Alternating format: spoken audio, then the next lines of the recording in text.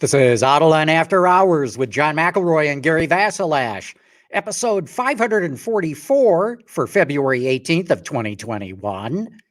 EV startups and SPACs. Let's talk with ELMS. Watch Autoline After Hours live at Autoline.tv every Thursday at 3 p.m. Eastern Time. That's 12 p.m. Pacific. You can subscribe to this podcast for free by searching for Autoline in iTunes, Stitcher, or YouTube. Autoline After Hours is brought to you by Bridgestone Tires, solutions for your journey. Hey, Gary. John, how are you? I'm doing good. Doing real well. You too? Yeah, so we had our first real snowstorm in Detroit this week. Ooh, doggy. Ooh, doggy. Yeah. And cold weather. Mm-hmm. But we expect it. Those poor people down in Texas, it's just unbelievable. They're not prepared, and I understand, like there's like no snow plows or, and their electricity went off. It's been terrible. Yeah, it's a bad scene. Yeah. So on Sunday, did you watch the Daytona 500? Well, I tried to. Poor NASCAR, I got to believe, I've tried to look this up online, but I've got to believe that we're seeing more rainouts of races than we ever did in the past. Yeah, seems like, doesn't it? Race did not end until 12:15 on Sunday night / Monday morning. Right, after midnight. Right. Well, they had, a 5 or 6 hour delay. I did watch the first part of the race. And they had the big one before the rain came. They wiped out 16 cars or something like that. I think it's 14. Yeah. And I knew it was coming. You can't run 3 abreast for lap after lap at over 190 miles an hour and not expect something to go bad wrong. And it did. Exactly. And, the guy who won the race, this Michael McDowell, this was his 358th start without a victory, and he wins the big one. Yeah, it's amazing. I bring all of this up because something happened on February 18th, 1979. And now, even though that you've been getting all of these things right, I'm guessing you might not get this one. So it's February 18th, 1979, and it has to do with the Daytona 500. I'm going to guess it was the first time it was broadcast live on television. Almost right. Almost right. Okay. Well, what's the real answer? It was the first time it was broadcast on television from flag to flag. Oh, okay. So CBS broadcast the whole thing. It had been televised, but just portions of the race because they probably didn't think people wanted to sit there and watch people going around and around and around and around. So Richard Petty won that, and I was surprised. Richard Petty won the Daytona 64, 66, 71, 73, 74, and 81 in addition to 79. Man, that guy was good. Yeah.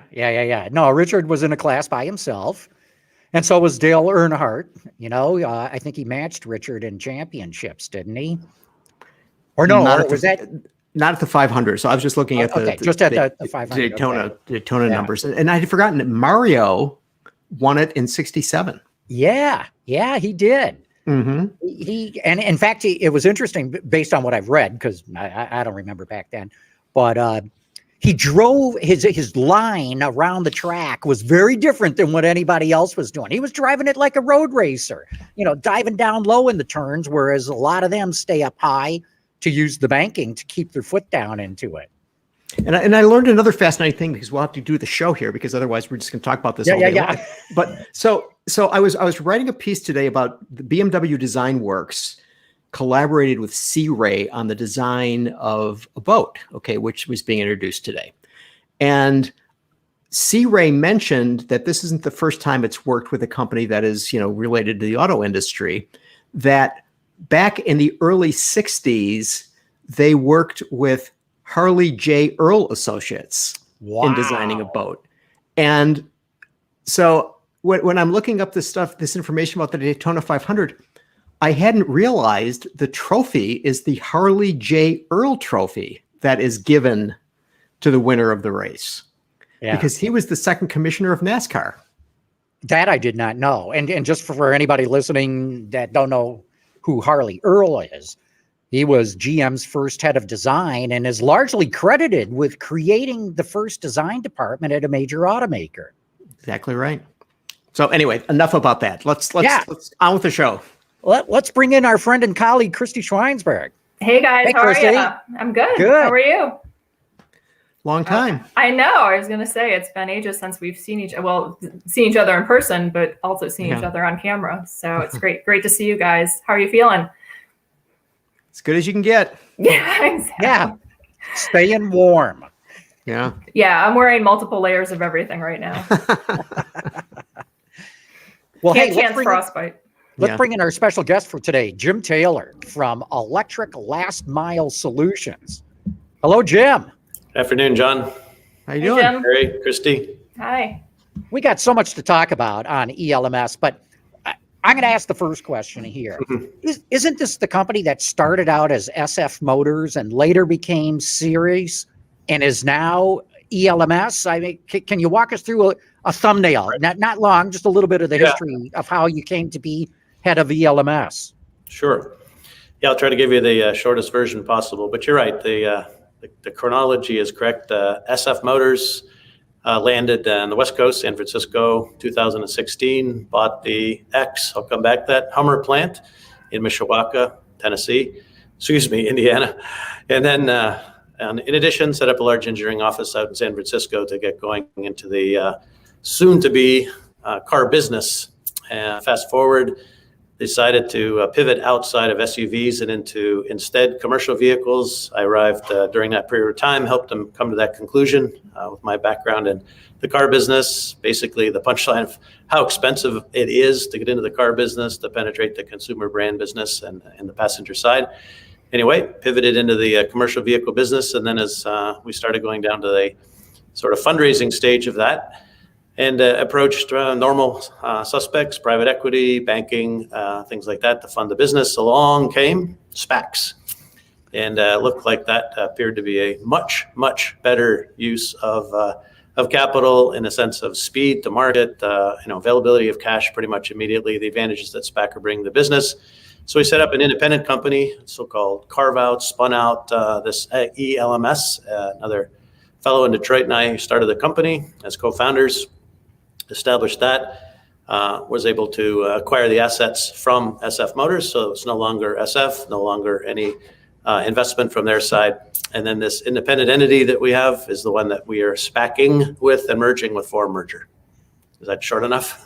Yeah, no, that's good. And I like the new term, SPACing. So popular sport these days. So James, tell us about the approach you're taking. You say commercial vehicles rather than consumer vehicles. What are these things, and what is the technology that you got from SF Motors that you're bringing to bear on this? Right. Well, I think, Gary, the simplest way to describe them is funny how we all use the term minivan because that came to mean maybe the Chrysler Pacifica or something, and the famous sense of the word minivan. But these are the smallest so-called Class 1 delivery vans, and you don't see too many of them on the road. But once you start looking for them, you'll see them. You see one on the screen here, but basically the size of the Ford Transit Connect or the Ram ProMaster City. So that the smallest version have a cubic volume, about 125 cubic feet that they carry. So you might see these at FedEx local depots, but they truly are the sort of a shuttle vehicle, maybe cable vans, Verizon, AT&T show up, Johnson Controls doing repairs to HVAC, things like that. And so that's the class of vehicle, that's the size of vehicle that we're going to be building in our plant in Indiana. And fortunately for us, that's part of our whole story, the only entry, at least so far, announced into this Class 1 space that'll be fully electric and servicing that industry. As you probably know, by personal experience, all of us, when I start down sort of the track of, is there a market there or not? This is the easiest one for all of us to understand. You probably open up your front door every day, and how many boxes are there? 3 or 5. It's not a matter if there are boxes. And that whole industry is under huge pressure, right, to come up with enough hardware to be able to service all those deliveries in all shapes and forms, whether it's from the big companies like UPS or FedEx or down to the small personal drivers that are filling in the voids on weekends for these companies. But there's an enormous uptick, of course, in e-commerce, and then unfortunately, compliments of COVID, even more pressure on that space to deliver these products. So there's a huge amount of demand in the segment for these vans. And as you know, GM and Ford have announced the next segment up with their Transit and Bright Drops as well to try to feed into that demand that's being created by the e-commerce. James, I saw your van has 150-mile range. How did you? That's says to me many miles, not last mile. So how did you settle on that range? Yeah, that's a good one, Christie, because all of us, I'd say, being kind of pre-calibrated from the car side of the business and sort of this race for 300, 350, 400, maybe even miles that normal consumers that are driving their passenger vehicles are trying to match up somewhat with gas, as you guys know, gas ranges, and then also offset the range anxiety.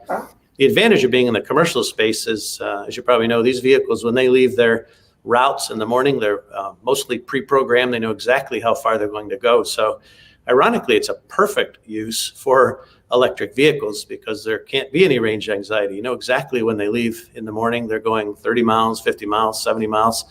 In fact, the data recorders we have on this vehicle and using industry sources says that these small ones, these class 1 vehicles, are really only traveling 40 to 60 miles in their route every day.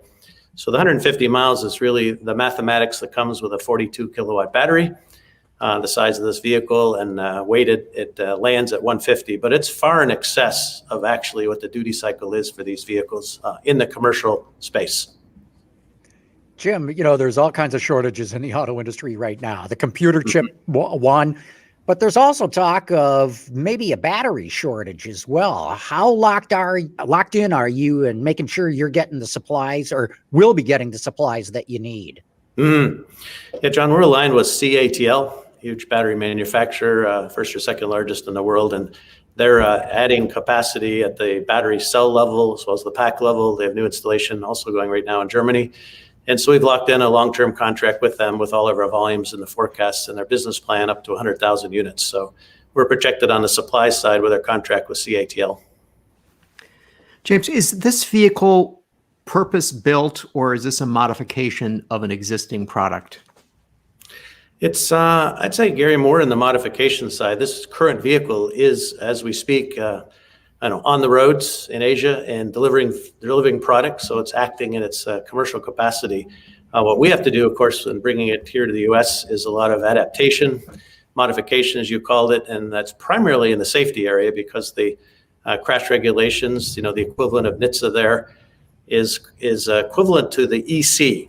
So China uses EC regs, and the U.S., of course, uses NHTSA. So we have to adapt the crash front-end impact airbag performances to meet NHTSA requirements. That's the main modification to it. But on top of that, our business model is different. It's unique than the other OEMs, the other manufacturers. As you can imagine, these vehicles are being given out to businesses, and in a business-to-business environment, each of the usages of these vehicles by the ultimate customers is different. Now, maybe all the Verizon vehicles are similar to AT&T, but if you go all the way from a private contractor, a plumber, a florist, a caterer, all the way up to these large volumes of the cable companies, the insides of these are typically outfitted with the adaptations that are needed for that business. So that goes through, as you again may know, a whole ring of aftermarket suppliers that are outside the four walls of the assembly plants typically. And then on it goes to the distribution dealers and fleets and things. So in our particular case, we've arranged and have contracts in place with upfitters to come inside our plant. We have plenty of room in our plant in Indiana. And so a slight point of difference for us is that we'll be able to do those adaptations inside the plant as the vehicle is being built. So when it leaves the doors of our plant, it'll be going straight to the customer in its final form. So that's the primary areas, Gary, of adaptation would be the crash and impact adaptations, kind of invisible really behind the front bumper, in the seat belts and airbags, and then the inside of the van adaptations, which is kind of normal and a requirement in this business. Mm-hmm. James, you mentioned some of your competitors. This area looked like white space recently, and now everybody's getting into it. So how do you feel about all Very the competition in the commercial EV sector now? Well, I think on the one hand, Christie, especially when you're out, raising capital, there's one side of this is more the merrier because it validates the space. So as you're convincing investors to invest and they see this many people coming to the space, then they know that's a little bit more, I'd say, comfort to them that there is demand there and that there's a legitimate market, and that we can be successful. The other side is competition. And from that standpoint, again, being the only entrant so far in this Class 1 space, and we plan to be in market by the end of this year, we'll have at least a little first mover status and some time before the other manufacturers decide to come down there, or maybe they don't. Large manufacturers, of course, as you know, have to allocate their total capital spending across an entire portfolio. As you see in GM and other people's case, you have to defend your home turf and your margins. So you're going to go to pickup trucks, large trucks first, and then medium trucks, and then who knows if they'll even come to small vehicles like these. For instance, GM, as you know, got out of the small van business years ago, and don't have an entry even in that. Both Ford and FCA bring theirs in from overseas. They aren't built here. So not sure how long that space will be stay open, but we definitely will have first mover status. Jim, I want to ask you about sales and service. How are you going to get to market? How are you going to wholesale or retail these things and then service them? Right. Tesla's been lucky. It really doesn't have enough service centers, and the customers don't mind if they have to flatbed it. If you're in Michigan, you got to flatbed it to Ohio to get it worked on. Fleet customers will not stand for that. So how do you make sure these things stay up and running? It's a kind of a complicated question to answer, and so I'll give you the most brief version I can. But it's worth it for a second because if you look at the nature of the business, some of these are large companies. Of course, the fleet businesses may have hundreds of vehicles in one location. So one of the first answers is, electric vehicles are much simpler to maintain, right? It's already matter record. It's 40 to 60% less warranty, less defects, less things to go wrong, less moving parts. So the overall service requirement is much less than gas vehicles of today. Second is a lot of that is software. So you can do it as Tesla does over the air, as opposed to going to a physical location for a kind of a dealer repair, let's call it. Third is because they're commercial vehicles, a lot of these locations really are just looking for warranty authorization. They have the techs, they're in large garages. They don't mind doing the repair themselves. They just have to have a way to submit the warranty claims and get them paid. So we've had requests from our customers just to authorize them to be the service center if they have high enough volumes.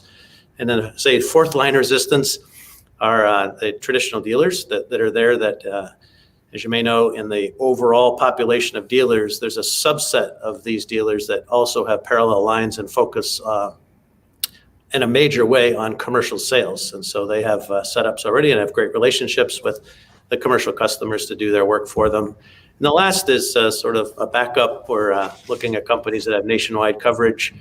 Companies like Goodyear that have service centers all over that could be the sort of final point of resistance. So our approach, John, is we call it a multiple channel approach as opposed to picking one and thinking that will satisfy, all our needs. All right, I've got a three-parter for you. I'm pulling an Eisenstein. Okay, so first of all, MSRP. Second, are you taking reservations for this vehicle? And third, if so, looking back at your previous career in the consumer world, did you ever imagine that cars would have people lining up to buy them the way this world seems to be now? Great. Okay, first I'll take A for 10, Gary. So on the first one, 32.5, so that net lands us at 25,000. So 32-ish opening MSRP, somewhere between 30 and 32. We're finishing that off. But basically, working backwards, after the federal tax credit, that means 25. The reason for that is so that somebody that's considering purchasing this hardware today, spending 25 for the Ford Transit Connect, ProMaster City, just keep using those. That means we're equal and at parity going in. So if you're a fleet manager, your number one criteria is total cost of ownership. And total cost is two components. One is how much do I have to pay for it? Second component is, of course, how much does it take to operate this vehicle day to day? So historically, and when I was at Workhorse years ago, we had to go in and try to convince these fleet managers that, look, buy this and like 3 or 4 years from now, after you start saving some money, you're going to break even. That's a tough sell, if you're managing an investment of hardware inside a company. With this proposition now at parity, there's no premium from day one. And then your ongoing savings operates out to give them net about a 35% reduction in total cost of ownership if you take both those factors into place. So landing at 25 was important for us to really show that there was no premium to have to be paid, and then convince yourself into some sort of a trade-off. And then third, yes, this definitely is the way this side of the business works. And I'll give you two answers, Gary, to your third question, which is, coming from the retail side where you got to sell them, unfortunately, like one at a time is, painful. And even though you get a hot brand once in a while, most of your life is spent pushing ones that aren't selling, not, trying to reserve things. Not everything's a Corvette or something where you get the luxury of people lined up at the door. But you're right, in this side of the business and in this area where today, literally, there's nothing on the shelf, zero, right? There are no electric commercial vehicles. So fortunately, the newcomers into this space, whether it's Rivian and Amazon, just comes in and writes a huge check. I'll take them all. That makes business a lot simpler than having to do like the passenger side where you come out and try to sell them one at a time. And Lordstown's the same boat. They have a huge order bank. We have over 30,000 also stacked up reservations from customers that sign me up. So that's a nice place to start business from two standpoints. One, it takes the pressure off the sales organization, or requirement for me to staff up a huge organization. But also from an investment standpoint, that's where it comes back to, if you're a startup, to be able to attract capital. If they look at that order bank as a certain number, minus a percentage of loss, and you walk in with $1 billion of pre-sales, that validates your first 2 or 3 years of business. That, of course, reduces the risk. So the pre-orders are very, very valuable, of course, also for the investors looking at the company and deciding whether they want to invest or not. James, we saw General Motors with the Bright Drop announcement talk about some secondary products, like they have this e-pallet. Are you considering, or do you have coming similar products? Yeah, thanks, Christie. Definitely. In this, I'd say oversimplified, if I put this into 3 components. One is the hardware, and making sure that we had, of course, reliable, but also this price point that we talked about, the range, things like that. Second component is the upfitting I mentioned. That's a absolute requirement. That's just price of entry. Have to have a solution either inside as we're going to do it, or outside. But the third is the data and the data systems. And again, unlike the retail business, where I'd say Tesla's done a pretty good job, obviously, with their app and their connectivity and having customers be able to monitor their vehicles. Likewise, the fleet people have been doing that forever. They mandate monitoring systems that require certain minimum amounts of data to come to them on a daily basis, so they can improve the efficiency, monitor their drivers, etc.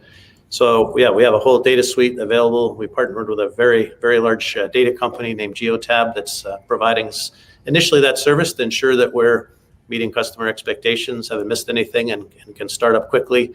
But then we'll also be building all our own in-house, like the over-the-air OTA updates and things will all be done software by us as well. So long answer to the answer of yes.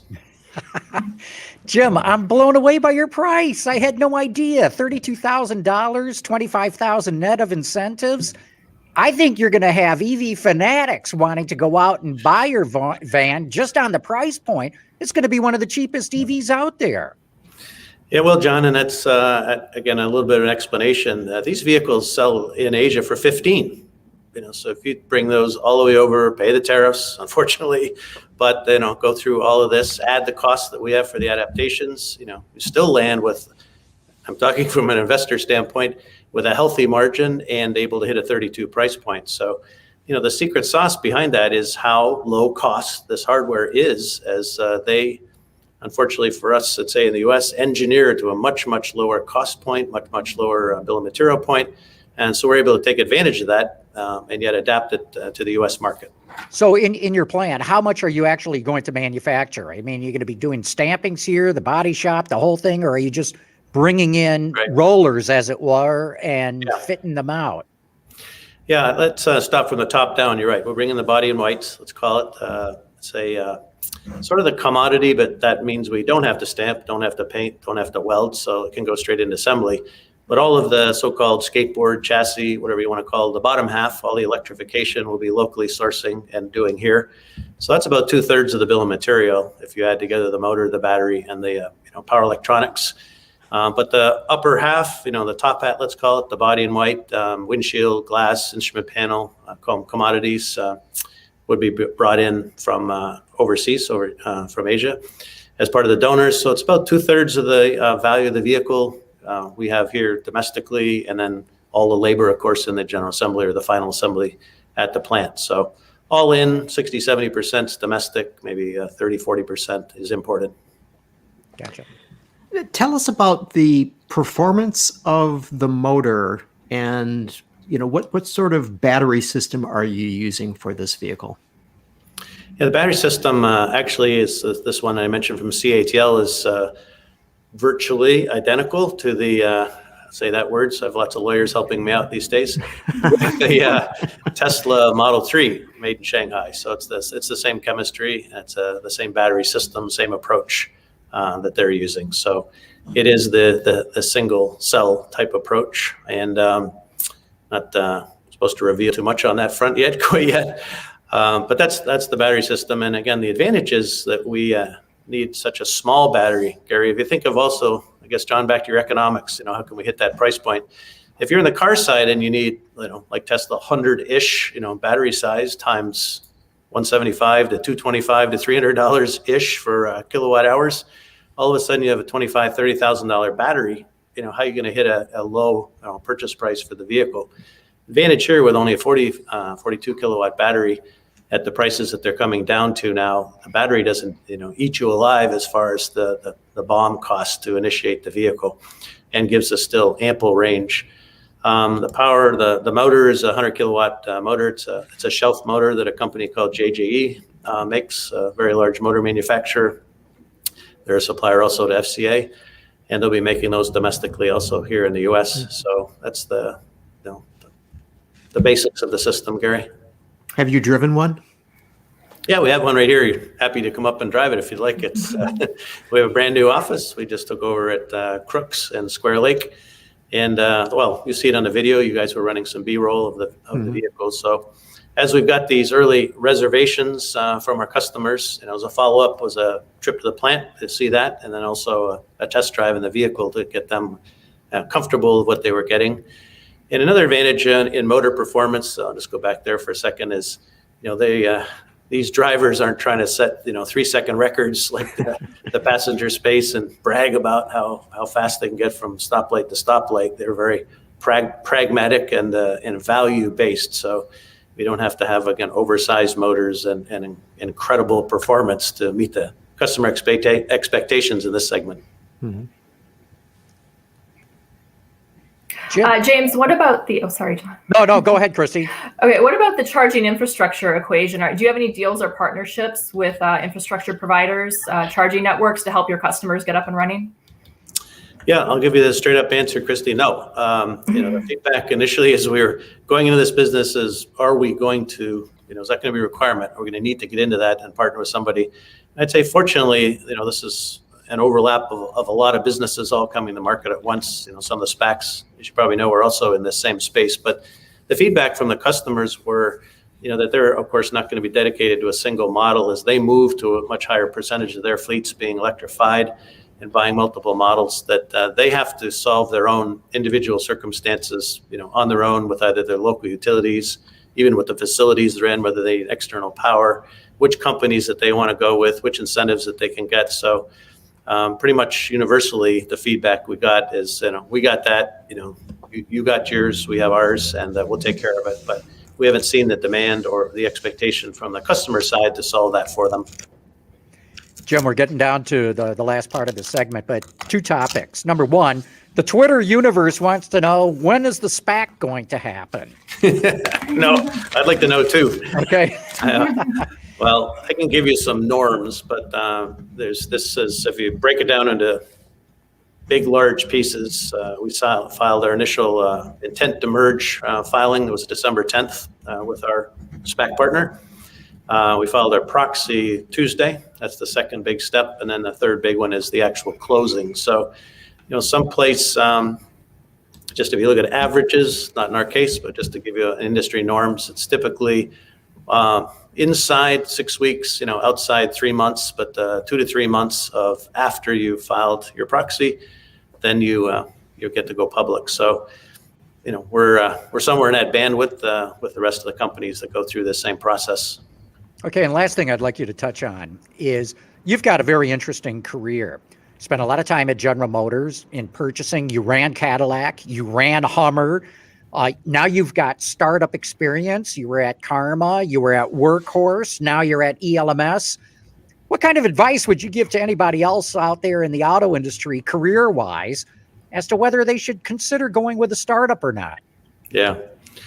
Well, I'm a little bit biased right now, but I'd highly recommend it.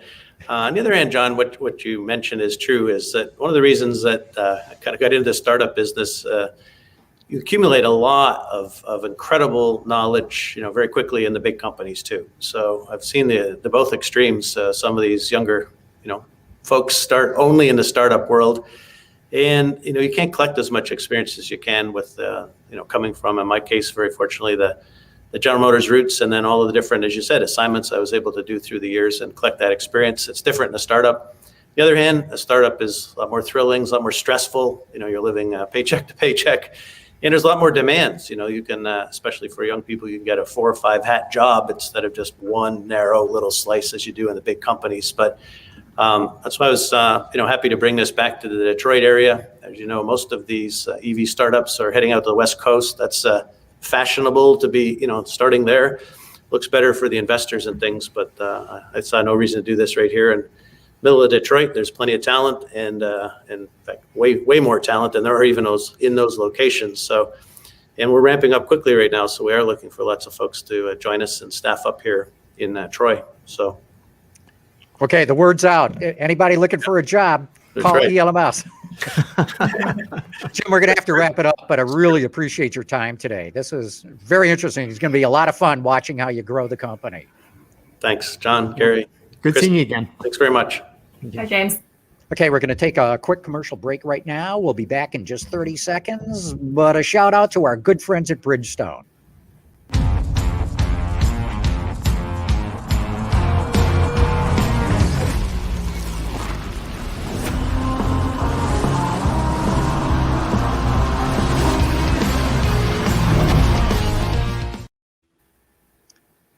Very interesting, this whole thing. What do you think, Christie? I think great. The more electric commercial vehicles on the road, the merrier.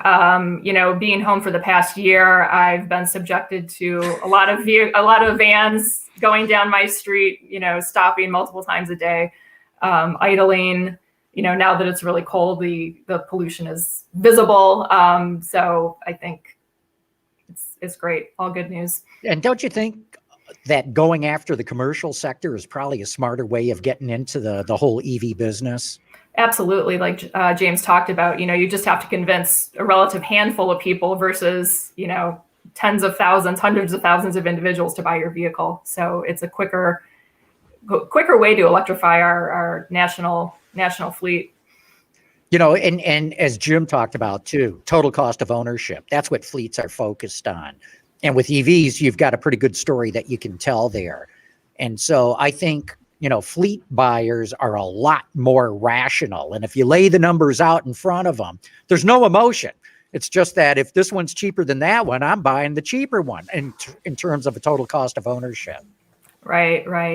And then having the battery, the lithium iron phosphate battery that Tesla's using on the Model 3, that further helps, versus a more standard chemistry that has cobalt. This is cobalt free, keeps the cost down. It's a smart maneuver.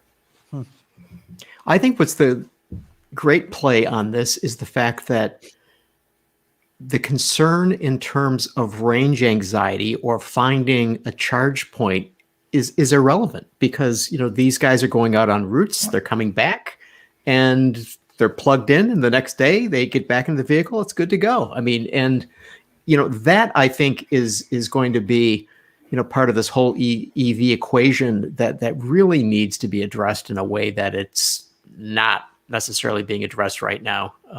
Christie, you mentioned to me that Shell has announced that it's going to start increasing its amount of charge capacity. Right. I forget what the number is now. They already are in the charging game, but they want to go up to 500,000 charging points by 2025.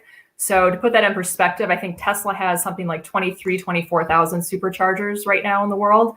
And Shell's goal is global as well. So they're coming for Tesla, certainly. And we need more. Most people charge at home. That's been the case for years now with electric vehicles. But you want that comfort to know that if you need to charge on the road, that there's a charger just around the corner, and you don't want to have to drive like 20 or 30 miles away to find it. They need to be, I think, as pervasive as gas stations are.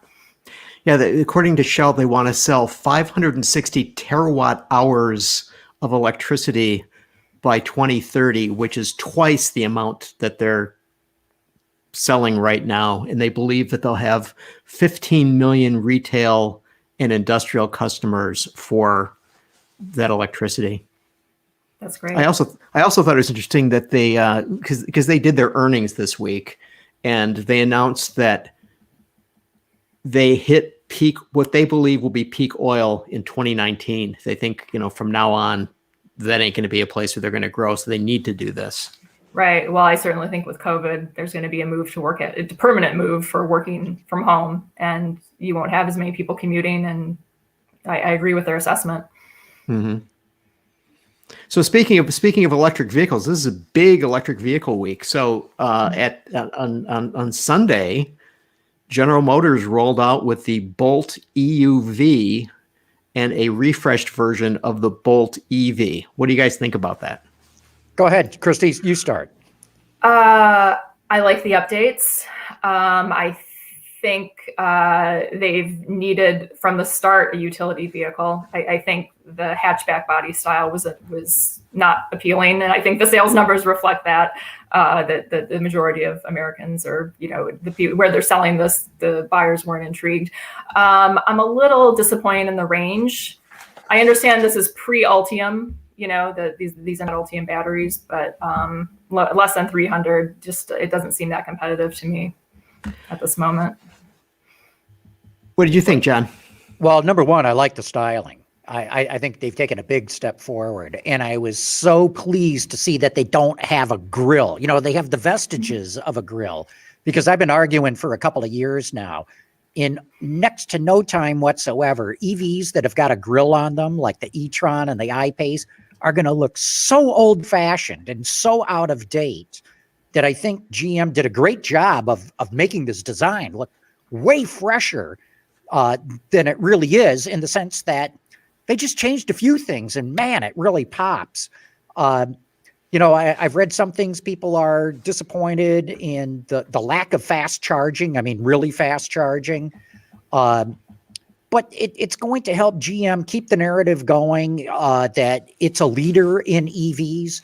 It's going to give their dealers a bit more training in how to sell these things. Though clearly they've got to step it up. I think a little over half of Chevrolet dealers are authorized to sell EVs right now. They've got about 3,000 dealers, about 1,700 of them sell EVs. Wow. If they could only get the rest of them, get that number up to 3,000 Chevy dealers selling them, that would help a lot. I don't think that this thing's going to sell a whole lot more than the Bolt EV has been selling. The numbers will go up, but still, it's good to see GM not just throw in the towel and sit on its hands until Ultium is available.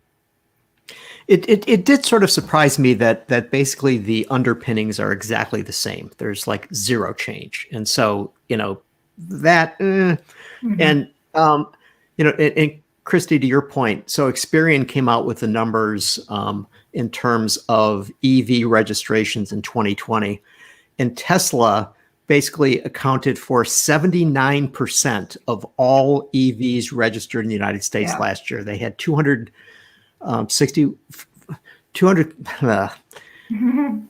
They had over A lot. 200,000. Yeah. Over 200,000 A vehicles. whole bunch of vehicles. Yeah. Okay, so number one was Model 3 at 95,000. Number two is Model Y at 71,000. And then in third place is the Bolt.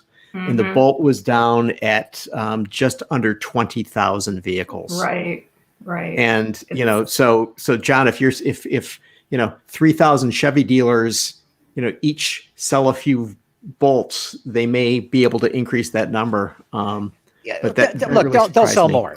One of the reasons you didn't see any changes to the underpinnings of the vehicle is they chopped the original Bolt price by $5,000. They took $3,000 out of the cost of the EUV compared to the original Bolt.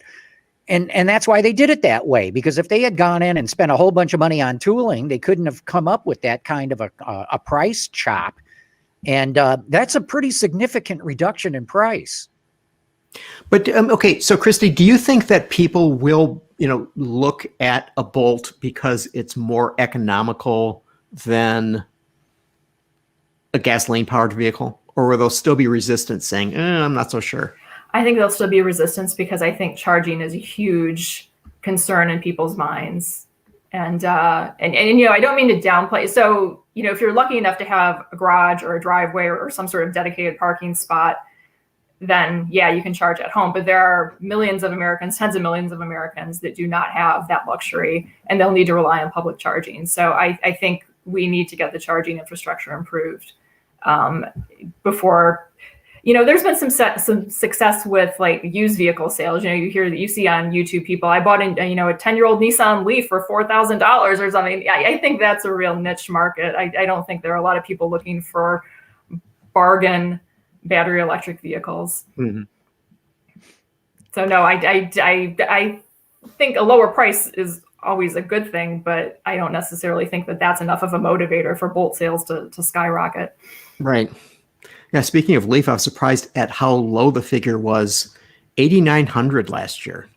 I feel like it's been forgotten in the market. There's not a lot of advertising around it. They did, was it a refresh or a redesign? You talk to one camp and they say it's a refresh, and Nissan says it was a redesign. It's a nice vehicle, don't get me wrong. The Leaf has always been a great product. But again, it's that compact hatchback that's been the most of most of the offerings in the market up to now have been compact hatchbacks. And I think for a lot of buyers, that just doesn't move the needle. Mm-hmm. So in additional electric vehicle news this week, Ford came out and said that they're committed to making a big transition in Europe. Yeah. And that they're investing $1 billion in their factory in Cologne to make it a electric vehicle facility, and that they will be offering by 2030 all electrified vehicles in Europe. So what do you guys make of that? Well, look, in Europe, the pressures are on automakers. By the end of this decade, you can't meet their CO2 standards with a straight ICE power plant. It's going to have to be electrified. And even with that, it starts to get really tight. It may have to, past 2030, from the looks of it now, might have to be a plug-in hybrid, not just a regular strong hybrid. So I think Ford just said, hey, look, the writing's on the wall. What are we waiting for? Let's start getting there right now. That may not be their strategy in the U.S. because we just don't have the CO2 standards that Europe does. Right. I think it was inevitable, and we're going to continue to see these announcements because with the European Union's acceptance of the Paris Climate Agreement, these types of drastic measures need to be taken. You can't do like we've been doing in the past, where let's make this a plug. Let's do a plug-in hybrid version of this vehicle, and that'll be enough to satisfy. No, you can't do that anymore. So. But okay, is this regulation basically, pushing a type of vehicle in the market that necessarily is not one that people want? I mean, if we go back to those Experian numbers, is 1.8% of all vehicles registered in the United States last year were electric. 1.8%. I know. Look, I'm an electrification enthusiast. I believe in electrification, but I'm also a realist, and we've been in the 1 point something % range for 10 years now. I mean, the needle is barely moved. And yeah, there's going to be a lot of people who are going to be angry that if they want to buy a new vehicle in Europe in 2030, they're not going to have a choice. A passenger vehicle anyway. I know commercial vehicles have a different game plan, but certainly it's going to upset a certain percentage of customers, and maybe we'll see used car prices, used internal combustion engine vehicles become a real hot commodity because of that.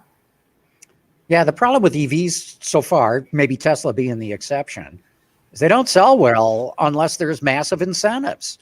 So in Norway, it's cheaper, far cheaper to buy an electric car than an ICE car. Well, consumers figured that out real quick. Mm-hmm. And in other markets where there's heavy incentives, EVs can do well. But without those incentives, like I said, maybe with the exception of Tesla, they don't do very well. Even in China. Remember, the Chinese were going to pull off their incentives. They announced that sales took a nosedive and they came rushing back with their incentives. Yeah, I mean, I think that just shows that EVs have been an afterthought for not only the government, but for automakers. When do you see a Nissan Leaf ad? Now we've, seen a lot of Bolt activity recently, but if, history is any guide, that's going to drop off real soon. And then you're not going to see a Bolt ad for, probably another year or two. It's something the automakers need to keep actively pushing in front of people to remind them, hey, this vehicle exists. And it's pretty good. It's not just with EVs, in the industry, you've heard it, launch and forget. They launched the car with a big flurry. Nissan, we remember when the Leaf came out, oh my gosh, you couldn't turn on any TV channel without seeing a Nissan Leaf ad. Yeah, the problem with that, though, is, automakers have been able to rely on buyers of internal combustion engines doing the advertising for them because they're driving all over the place. I'm seeing Kia Tellurides and Honda Odysseys. How often do you see an electric vehicle, especially here in Metro Detroit? It's a rarity. Even Teslas are still pretty odd to see on the street. I see them every day. Okay. Well, you're living in a richer neighborhood than I am. That's right. He's hanging out with the high rollers. Yeah. That's right. Well, I think they're just driving past my house, not living next door. Okay. All right. So we had even more electric vehicle news this week, with Jaguar Land Rover coming out and basically saying that Jaguar will become the all EV brand, and that we'll start to see Land Rovers that will be electric or electrified. And it's sort of interesting. So here they are saying, that Jaguar is going to be the all EV brand, and right now they've got one, the I-Pace, which is built by, that's right, Magna. Mm-hmm. And the other interesting thing is that it's also being reported that Jaguar will no longer be building SUVs like the I-Pace, and that will go over to the Land Rover side of the business. Now, I thought that was big news, and then it came out that JLR is going to get rid of 2,000 salaried employees. So good news, bad news. I mean, is this company going to survive? It doesn't look too promising. To be an automaker and to not have any SUVs in your lineup, that's the kiss of death. I think I don't see a bright future for Jaguar, and it looks like with the cuts, they don't see that bright of a future either.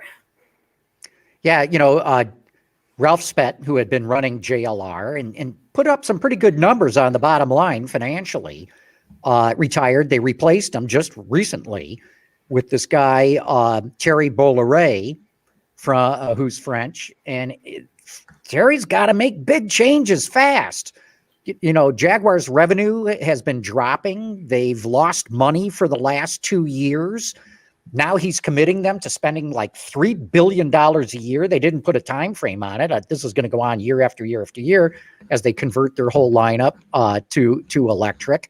They already announced they're axing the next XJ. It's already designed, engineered. I mean, it's ready to go. Boom. He took an axe to that. Like you said, Gary, he just laid off or announced the layoff of 2,000 people. They need drastic change fast. And one of the way to get headlines and the buzz going and everybody excited is to say you're going all electric. And that's exactly what he did. Something interesting. So I didn't watch it myself, but somebody close to me who did watch it said that there was no mention of the I-Pace at all. Like there was no acknowledgement that they already had an electric vehicle on the market. Did you guys notice that? Or yeah. Well, I watched the presentation. He did not mention the I-Pace. Yeah. So redhead stepchild, I guess. I don't know what the reasoning would be for not mentioning it. Look, it's a sales flop. Gary, do you have the numbers there? What they sold last year in the U.S.? No, I don't. Okay. It's a sales flop, but it's received multiple awards. So I would at least have said, our award-winning Jaguar I-Pace, and here are the, list off some awards we've won. Look, the best award is in the marketplace when you have people lining up to buy it and you make money on it. Yeah. Well, so speaking of Jaguar's performance, not to pick on them, but today J.D. Power released its 2021 vehicle dependability study, and there they are, third from the bottom. So that's not a good thing either. Further bad news, yeah. And oh my goodness, I just realized what is at the absolute bottom, sort of like head and shoulders below. I know which one it is. Is it Christie? No, it's LR. That's right. It's the LR of JLR. Yeah. Wow, they're at 244 problems per 100. So did they specify what is there like any one particular issue that's it's just the main thing. So by comparison, so if you buy a Lexus, 81 problems per 100. Right. You buy yourself a Land Rover, 244. Right. But you and I know that this can be a problem. Could be I couldn't figure out how to turn up the radio or something. It's right. It's but again, problem if we think is as a huge, like it left me on the side of the road, but that's not always the case. Right. There are 8 categories that they look into, from powertrain to exterior to interior to HVAC to seats to the ADAS systems to whether you can turn the radio on. But if you look at it, everybody has the same ruler. So if someone can turn the radio on in a Lexus and they can't turn the radio on in something else, then that means the other company didn't do a very good job of design, and therefore it's a complaint.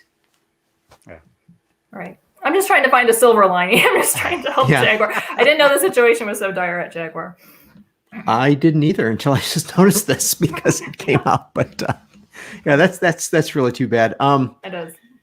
Okay, so I found this to be interesting that according to Reuters, Tesla may be building a plant in India. In see if I can find the name of this place, Karnataka, India. Okay. And Rivian apparently is looking in Hungary, Germany, or the UK to build a plant. Mm-hmm. All right. So is Tesla, I mean, is the demand such that they need still another plant? I mean, look at what Tesla did when it first went to Europe.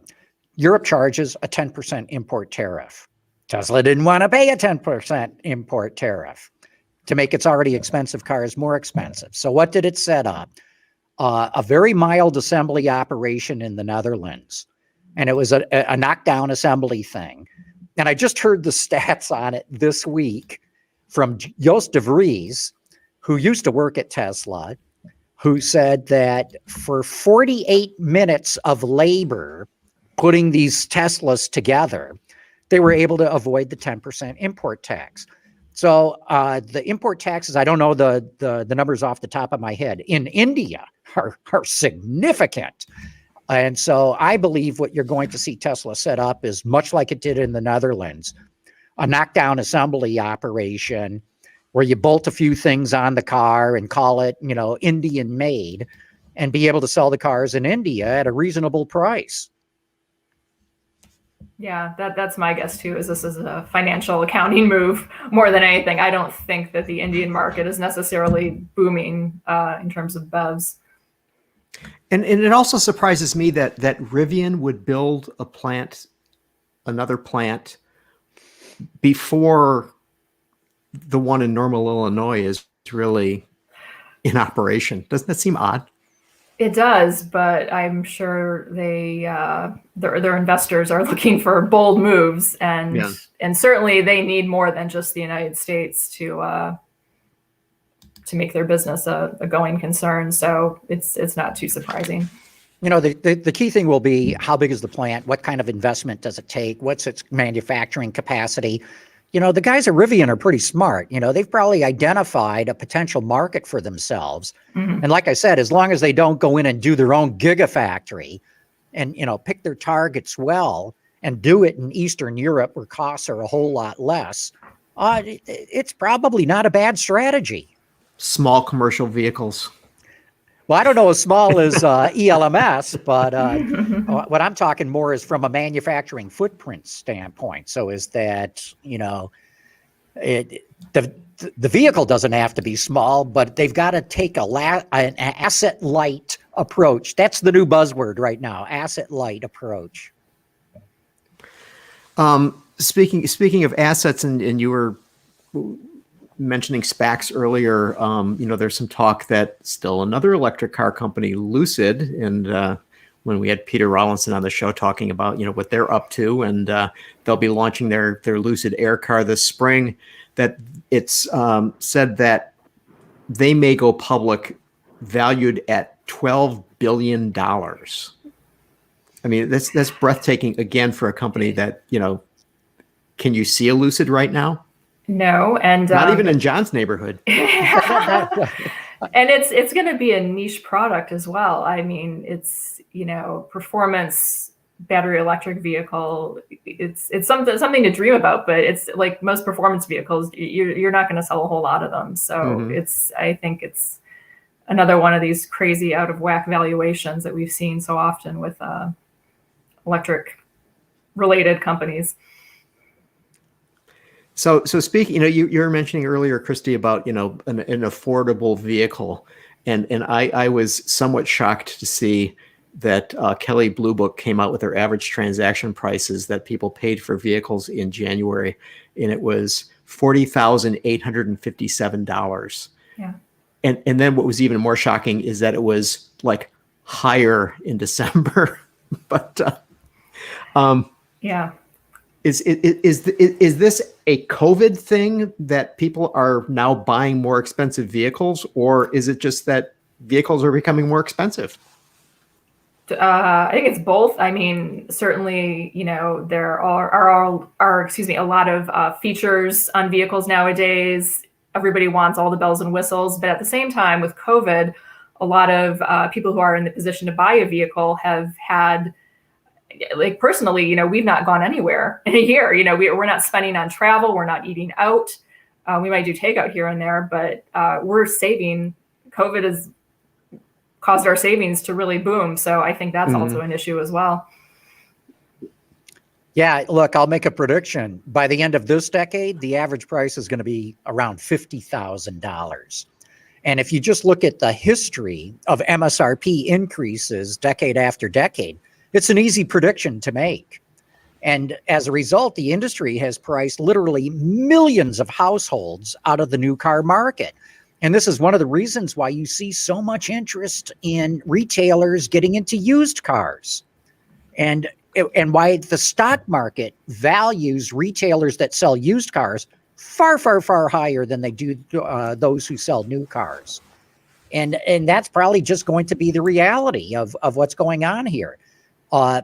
Those who are still left in the new car market are wealthier individuals and can buy more expensive vehicles. And that's another reason why the price keeps going up, because the people in the market are buying the more expensive ones.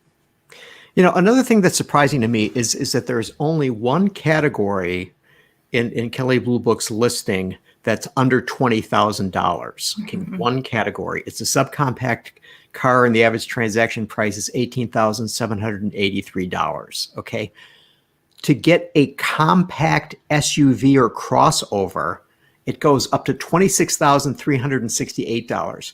My question is, okay, how do people enter the new car market? I mean, what maybe do when buy? they get their student loan debt paid off.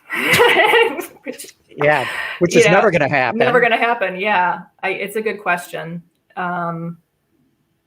Like John said, there's millions of Americans that are being priced out of the market, and Right. And it's going to rise in number because not many people can.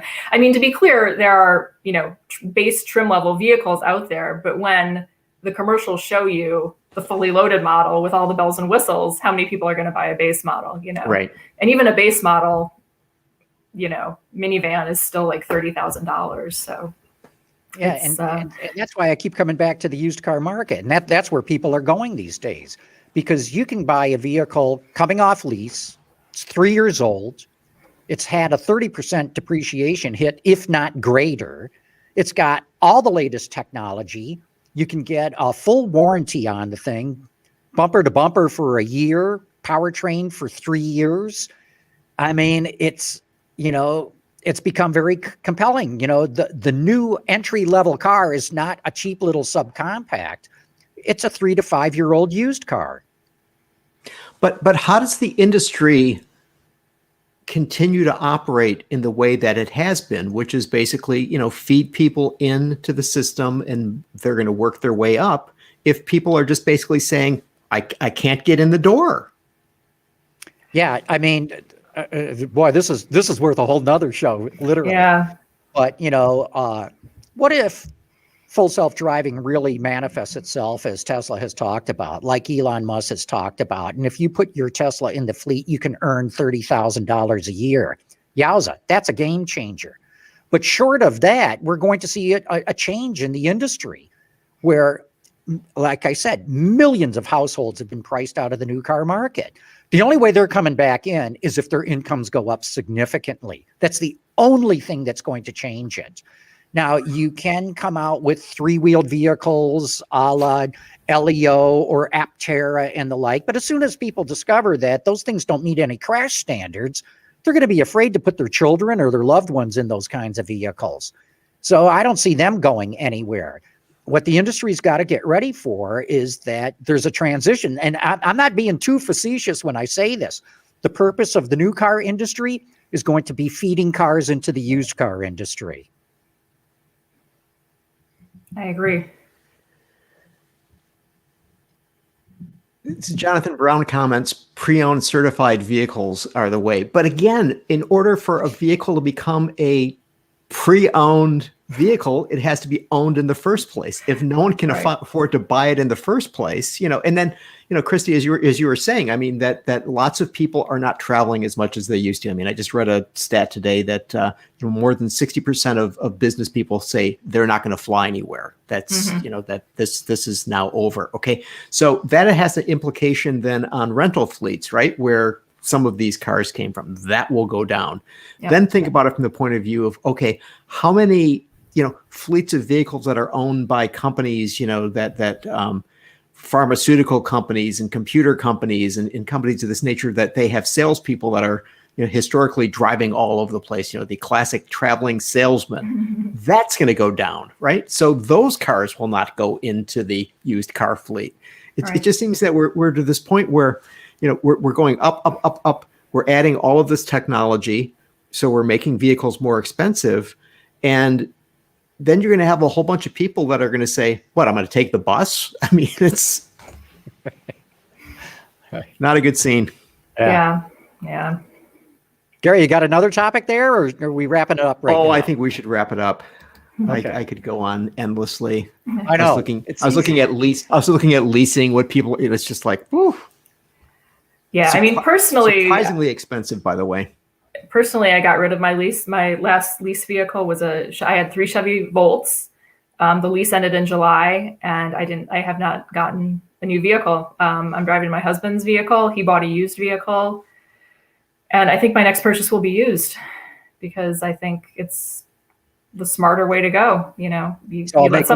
let somebody else take the hit on the depreciation. I'll make one more prediction. The next step in all this is leasing used cars. And the first automaker that jumps into doing that is going to have a bonanza on their hands. I think it already exists. But not by any manufacturer. I think there are some of the big retail groups or dealer groups that do this. Yeah. But there's no factory plan for leasing used cars. And I believe they're going to be forced into doing that based on everything that we're talking about here. Yeah. So go ahead. We should end on a good note. There's that $25,000 small commercial electric vehicle you can get. That seems value to me. I totally Christie, agree. maybe get one of those. I was knocked out by that price. I had no idea they were talking about that. I've been considering doing some gig work, so I could do like pick up an Amazon Flex route, and get my commercial van. That's right. You'd be good to go. Yeah. Exactly. Well, Christie, thanks for coming on the show. Good having you here. Thanks, John. Thanks for having me. I had a great time as always. Yeah. And Gary, we'll just keep on doing it. Okay. Good to see you, Christie. And I remember you and I drove the first Leaf together. We did. Yes. Now that you mention it, we had a we had a Nissan guy in the back seat, and we had some very interesting conversation about, yes. I'll leave people to wonder about what. Yeah. All right. Okay. Thanks, Christie. See you, everybody. Okay. Bye-bye. Autoline After Hours is brought to you by Bridgestone Tires, solutions for your journey. Visit our website, Autoline.tv, where you can watch us live Thursday afternoons. Get your daily fix with Autoline Daily and in-depth analysis and interviews with Autoline This Week. There's all that and much more at Autoline.tv.